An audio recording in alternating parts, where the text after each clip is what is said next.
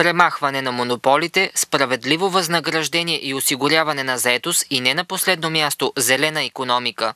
Тези са основните направления, по които ще работи партията на зелените при влизане в парламента. За това е категоричен Георги Йорданов, кандидат за депутат на зелените от 4-ти многомандатен избирателен район. Георги е единственият свищовлия на тези избори водач на листа. Борбата срещу монополите, развитието на малкия и среден бизнес, което е традиционно за българина като начин на работа и препитание. Зелени работни места, актуални към момента в доста от развитите държави, като Германия, Дания, Холандия.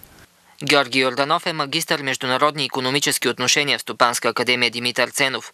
Член е на Българското дружество за защита на птиците, активен доброволец, учредител на Сдружение Земя за винаги.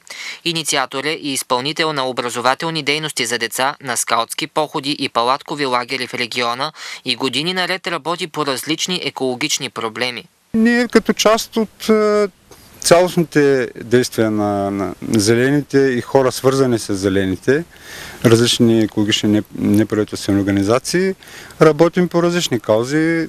Една от тях е, примерно, Странджа, защитата на Иракли, каузата Рила, каузата Витоша, Пирин, различни защитени територии, които са в частност и на територията на област Велико Търново, Великотърновската гора, към която имаше доста апетити, но наши симпатизанти и инициативни граждани се застъпиха и успяха към този момент да спасят от посегателство тази природна даденост за областния ни град.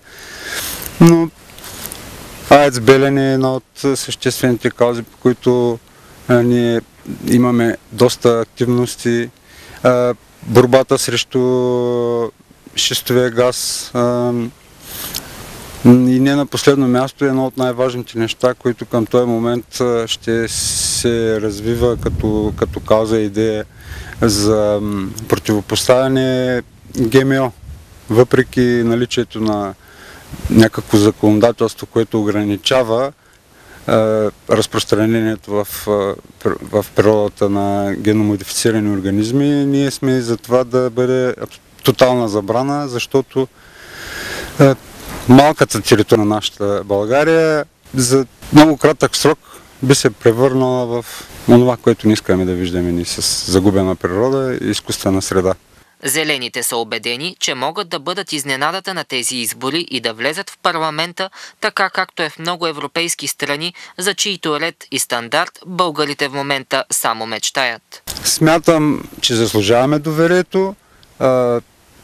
Тези протести, които сме организирали по различни каузи, вече са изчерпали своя ресурс и е време от мястото, откъдето е редно да се правят промените и смятаме, че ние достойно можем да представляваме обществения интерес на най-високо обществено място, т.е. в парламента.